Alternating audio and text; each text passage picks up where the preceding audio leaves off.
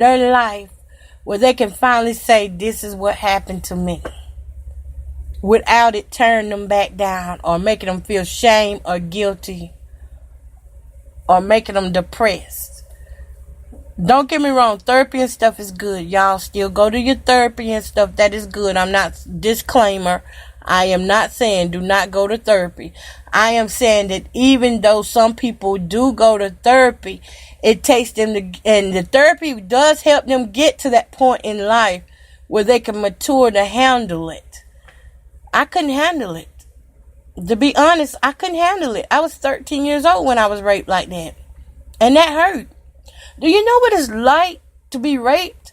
That hurt. I was a virgin. And here I was, had to take 3 men at one time. I was a virgin. What I felt when they grabbed me and threw me down on that ground, I'll never forget how my back felt on cement. My back felt like it split in half. I got threw down so hard and with so much force. And my legs, when they pulled my pants down, I never forget that either. I heard my pants ripping. I could still hear the sound of that rip in my ear, and the tearing of my jeans. I can still hear all of that. I could still feel over my stomach, where my jeans, like when somebody's pulling your pants down off of you, and you might feel the button or something hit your stomach as they're coming off. I still can feel all of that. It's not something that a person can get over.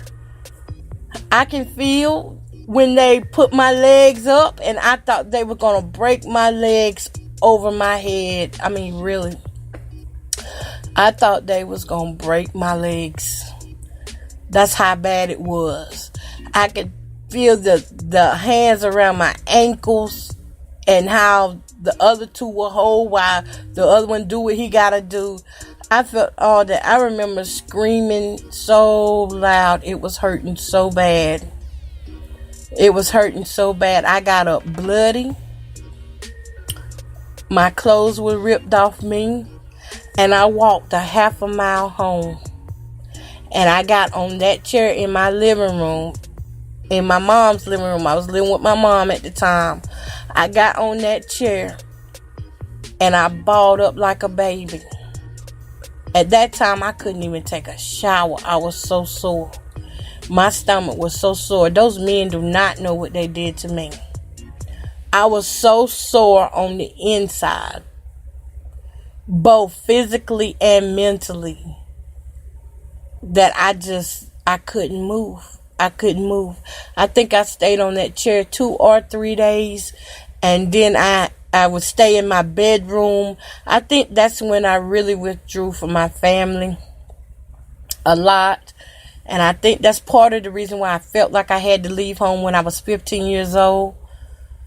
Because it was just so painful. I mean, even thinking about it now, it's like, what are you talking about, girl? You might need to chill. I mean, really, that's what it's like. It hurts. It's not like regular sex. It's not like consented sex. It's a total different feeling. When somebody grabs your hand and puts it on their thing, and you're trying to get your hand back, and you're trying to keep your life, and that guy's got his hand around your throat, choking you while touching on you and stuff.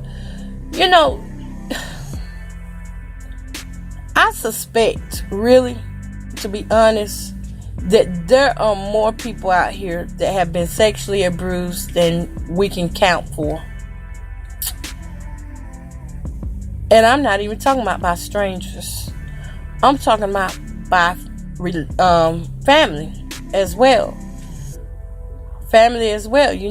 People hide things, cover things up, but things do happen. And what happens in the dark comes out in the light, because it acts out through whoever the person it was in. It grows up in them as a seed. So it's something. I would just say, if I had a word to say to victims today that have been sexually assaulted and raped, I would say your life may have changed, but you do not have to give up on life because of what somebody else did to you. You don't have to stop living because of what somebody else did to you. You don't have to stand and tell people it was a mistake because you was a child and you didn't know no better. Because that adult knew better. It's okay to hold them accountable. That's what I would say. It's okay to hold the people who took your innocence accountable for what they did. It's okay to stand up for yourself and to talk about it. I wouldn't feel shame. And I wouldn't feel guilty. Although it do come. It will come over you like, what did I do wrong? Did I wear the wrong things? Was I acting too flirty or something? You don't deserve it. You don't deserve it. You don't deserve somebody to take you and touch on you without consent. Inappropriate touching and behavior should not be tolerated, and people should not get away with it. If I could have pressed charges back then, and I don't know if they'll still let me do it or not. If I could have had something done back then, because I was so young, I ain't have no knowledge. And I denied it happened when my grandmother came up and said, which one of Joe girls got raped last night? I denied it. And I denied it to my parents. I denied it for years. I think I just had to get to a point in life where I realized that I got to mature in this situation so that I can live. And I did. I matured in that situation so that I could live. Did it get rid of what they did to me? No, it didn't. I still remember everything just like it was yesterday. So I can't say those women didn't. I can't say what did and did not happen with those women. I just know what happened with me. And I just know that I can remember and relive it like it was still yesterday. Like it just happened this morning. Like it just happened a second ago. Like I'm just not telling it. I can still remember all that. Yup.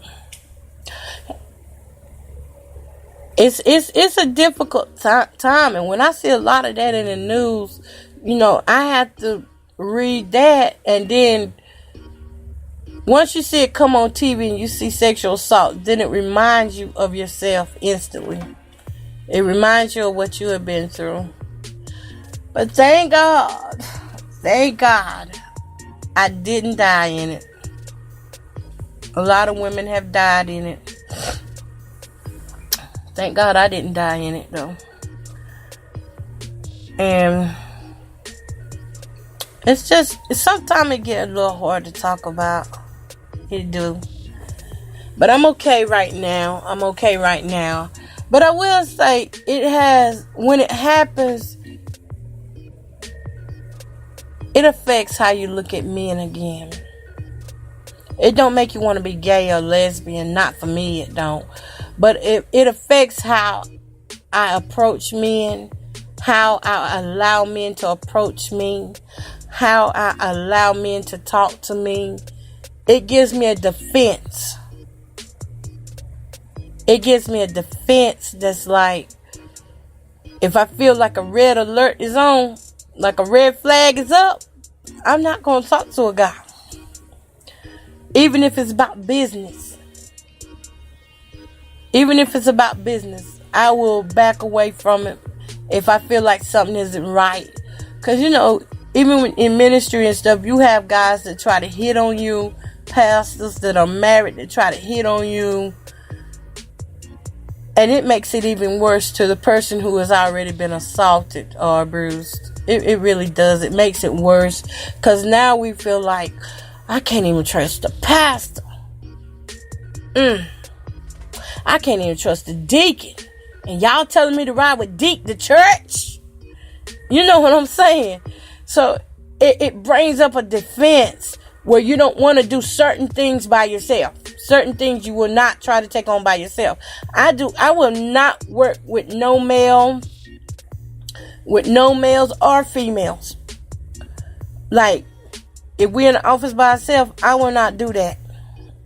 I will not do that.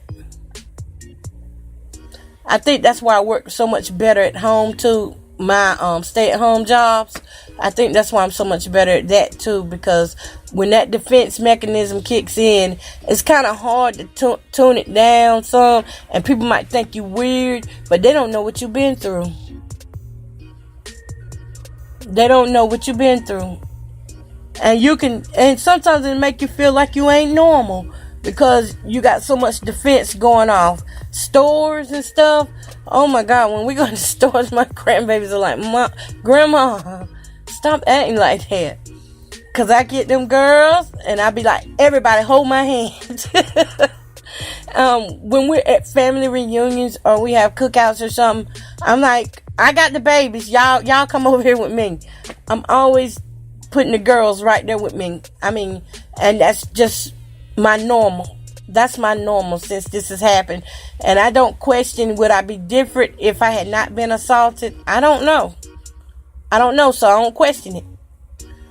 I just know when I'm around and I'm with my granddaughters, I know my defense is up and I'm looking at everybody and I'm just making sure my baby's okay. I don't care who you are. That's just it. If they go on trips and stuff, I'll be right in there behind them.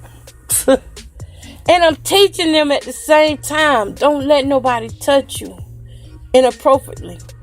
If they do and you're scared, come tell me. We'll sit down, we'll talk about it, and we'll see what we can do about it. I got a relationship with my granddaughters like that. I got a relationship with them where we can talk about it. I want them to be some bright, intelligent young women. And I know they're going to go through their share of ups and downs and troubles in this world. And there's going to be some things that I can't stop from happening to them. But I can prepare them. You know, I can prepare them. And it's important that I prepare them for what's out there. Because what's out there is Satan seeking to kill, steal, and destroy, to devour our generation of men and women. That's what's out there. And what we got to do is educate these kids early. Educate these generations even though they don't want to hear it. We got to keep speaking it into them. We got to keep speaking it into them. They're not going to want to hear it. There will be a generation of those that don't believe in the word of God. But those of us that do, and we know what's right, we got to use what we got to help save these kids. And these adults, even down to these adults. There's some adults that have just fell off so bad because they don't have any sense of direction of life, because they can't get themselves together. And there's some folks out there that can help them. But the folks that can help them are so stuck up because they, for the love of money, that they don't really want to help them unless they're getting their Medicaid card and their food stamp numbers and all that stuff. So we got to stop being lovers of men, lovers of money and sex, and start putting some real stuff out here. Start putting some real content out here for these kids and these adults, so that they can live. All right. I got through that. It did get a little rough, y'all. I know y'all kind of heard that in my voice, where it did get a little rough then. But it's all right, though. I guess it was just something I need to let out, because it does hurt to see fellow women going through what I went through. Because my last time I was sexually assaulted, they told me it was nothing they can do about it.